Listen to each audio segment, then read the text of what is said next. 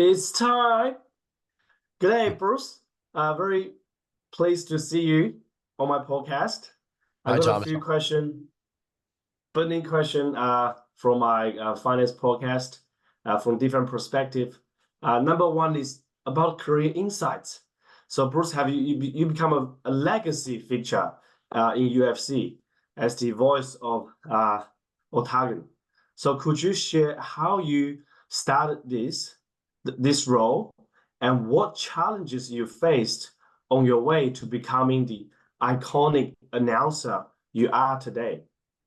I appreciate the kind words. Thank you very much. In my biography, It's Time, that I wrote, which was released in Australia down there and all over the world, I detail it very detailedly, but in a long story cut short, the UFC came on the scene in 1993, and I've been in martial arts since I was 12. I have 3 black belts and fought a lot as a kickboxer, never as a professional.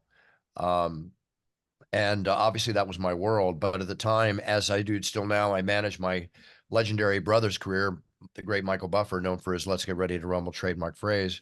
And my job back then was to put him into every big event that came along. When the UFC came along, it was one of the fastest selling pay-per-views ever. It was a spectacle. It wasn't a sport yet. I mean, it was a sport, but it wasn't mainstream sport. It needed to be refined. I had him do 3 of the shows, and then I had to pull him because of our contract with WCW Wrestling. And over the course of a year and a half, I always tell everybody, if you want something, you have to ask for the job. Don't wait for people to come to you. Don't wait for it to happen. Try to make it happen. So I kept asking for the job in so many different ways. I was turned down. I got a chance to announce the prelims at a fight in Puerto Rico in February 16th, 1996, in Bayamon, Puerto Rico, which was UFC 8. I did the prelims. I managed a fighter down there specifically to convince them to let me announce. I didn't want to be a fight manager. So I did that. I thought they would hire me. They didn't hire me. They called me back 6 months later to announce UFC 10 because the other announcer got sick. Not sick, rather. His uncle passed away. He had to go to a funeral.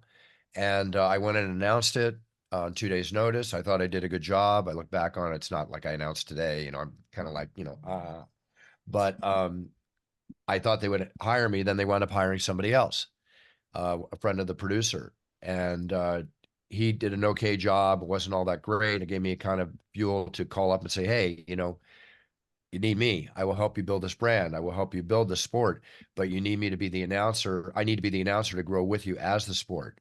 So that fell on deaf ears. And then I co-starred on a TV show, very popular, called Friends. And when I was on the show Friends, on the set, I told the owner, I said, now I'm on the biggest comedy show in the world, co-starring as your announcer. So let's stop. I feel like a girl waiting to be asked to the prom, and nobody's asking me to the prom. I keep asking. So I'm going to ask you one more time.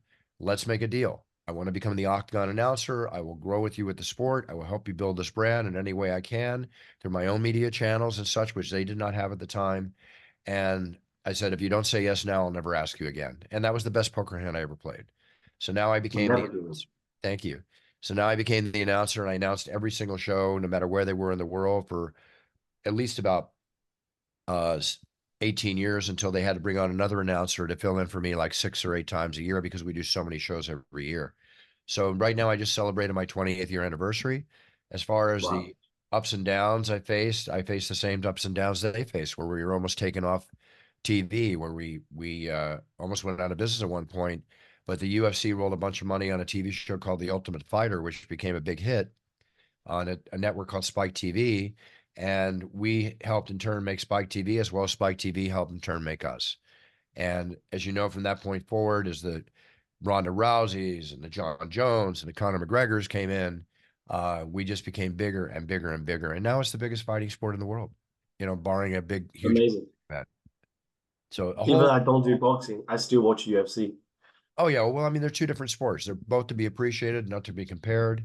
Uh, Amazing sports. I'm a big fan of both, and it's the pugilistic sport, so it's all good.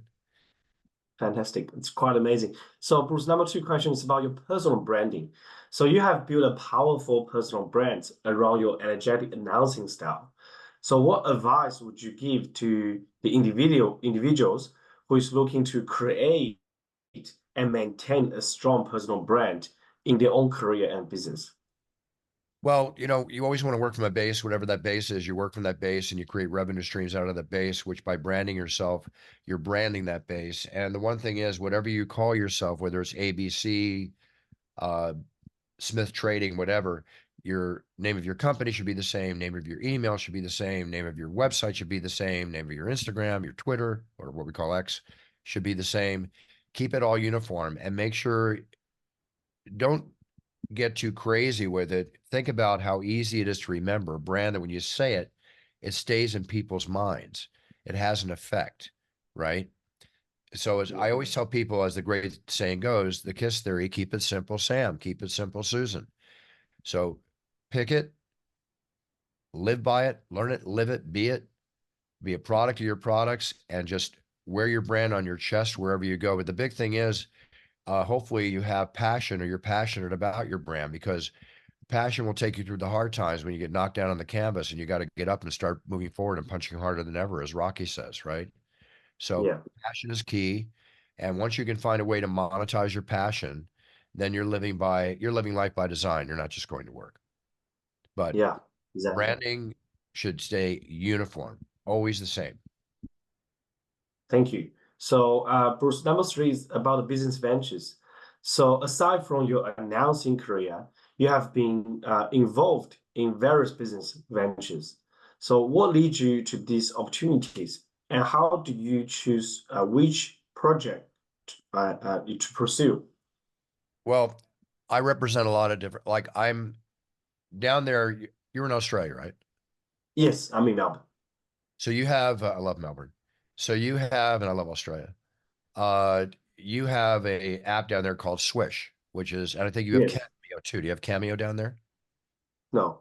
Okay, well, it's like Cameo here, and this is a app where you can go and you can get videos by me to Mhm. introduce you like a champion of the octagon, introduce your baby that just got born, any Wow. special events that you have, weddings and such as that, which I get a lot of requests for. You go to my website, brucebuffer.com.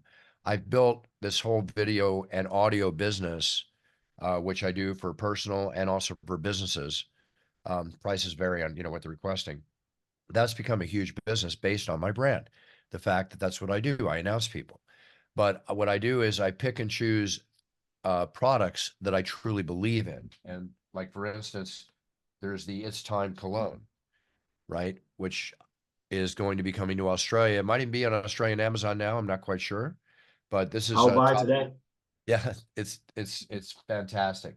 People love it. That's the box. So Yeah. I have the cologne, a whole line of toiletries coming out, body wash, facial wash, everything. But they're great products. I truly believe it. I love the way it smells, right? I love representing it. The It's Time energy drink is going to be coming to Australia. This Ooh. is a fantastic natural energy drink with no sugar that I really love, because basically it's very healthy, very, very healthy compared to the energy drinks that are out there. So this is going to have a whole line of nutrition and hydration products. These are coming down to Australia soon. So I believe the brand itself will make me energy. It's yes, of time. course. That's it. Yeah, that's it. And I've got my own bourbon, which is not down in Australia yet, but here in America, it's I the saw Tall that. Yeah. bourbon. Yeah. So I enjoy a good bourbon, so I like bourbon. I won't drink energy drinks because I think they're unhealthy. So I wanted to create my own that was what I consider healthy. My cologne, I'm very big on grooming and taking care of yourself. As our ladies take care of themselves for us, we should take care of ourselves for them. So I go into products and stuff that I truly believe in because they're quality. And I turn down projects all the time because it's just not who I am. Right? I don't Mm. smoke cigars. I got offered a big deal to make cigars, and I have nothing against smoking cigars, but I don't smoke cigars. So why have a buffer cigar out there? It doesn't make sense to me, right? So your personal value is more important than the money. Yes, Yeah. absolutely. Thank you. Money Yeah. will always So follow. about Money will always follow. yes, money always follow and do the right thing. Next question, Bruce, is about finance, the finance insight.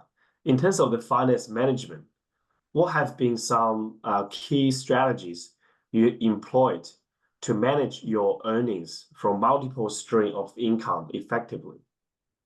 Well, there's always taxes to pay, and here in America, in certain tax brackets, you're taxed 50%. I think it's even higher down in Australia, if I'm not mistaken. I'm not quite sure, but Yeah. You know, example, Kevin Hart actually said at one time is that you get the money in, you put half aside to pay your taxes, and you live off half of the other half, and you save the other quarter, right? So it depends on your income. It depends on your income bracket. You know, are you making 50,000 Australian dollars a year? Are you making a quarter million? Are you making a million? You know, whatever. Based on your income and everything else, I mean, you definitely want to put aside something and save something. I mean, if you save just $27 a day, that comes out to $10,000 a year, right? So think about it. You know, It's that simple. it's that simple. It's that simple. So try and save. Obviously, real estate is one of the greatest areas to invest in if there is, if you buy real estate correctly. But you got to have fun too. You want to enjoy your money too. But try to Exactly. always just put a little aside. Make sure you got enough money to pay your taxes and put a little aside in savings. You know, Understood. I'm going to be 67 next week. So who knows if I'll be around in 20 years, right? But at 27, you are going to be around for 40 years. So conservative investments. Forget these get rich quick schemes, you know, cryptocurrency Yeah, and all that. I mean, if you're good at it, you're good at it, right? If you got into Bitcoin when it's first started, congratulations. But I found that get rich quick schemes don't know. They just 9 times out of 10 don't work. exactly. So Bruce, last one is about the personal insights. Away from the octagon and business, what are some passion and interests that play a significant role in your life? You mentioned about monetize the passion. So people maybe know you for the announcing style. Is there any other passion you have behind the scene that you're doing consistently? Well, I'm a big collector of sports memorabilia, movie memorabilia, antique firearms and artifacts. So these are passions of mine collecting that I really love. I'm a film buff. I love movies. I can, you know, if I was on Jeopardy and it was about movies from 1930 to 1970, I think I'd win the whole thing. Always enjoy fine film. I'm a foodie. I enjoy fine food, you know, nice dinners. And I like to relax, you know, and basically my passion is to work hard, play hard, you know, and but relax well, you know, and take care of myself. And I try and I stay fit. I'm watch what I eat, exercise. I've been athletic my entire life, and I don't want that to change. So I used to train to compete. Now I train to get older and travel. So Wow, sounds like a real person to me. You know, yeah. work hard, play hard. I got 1 minute left for one last question. It's regarding the industry prospect. You mentioned that you've grown with UFC and you witnessed the evolution for UFC in the past 20 years. What are the biggest change you have seen in this industry, and what do you see it's going to head into for the next decade? The biggest change that went from mainstream spectacle to mainstream sport. It's now respected as a mainstream sport. It's the fifth most watched sport in the United States, fastly becoming so in other countries. And as it breaks into other countries that have not shown it, they're going to go through the same process eventually to where it just becomes huge. So right now, the biggest thing that's happening forward is Dana White and the powers that be that own the UFC.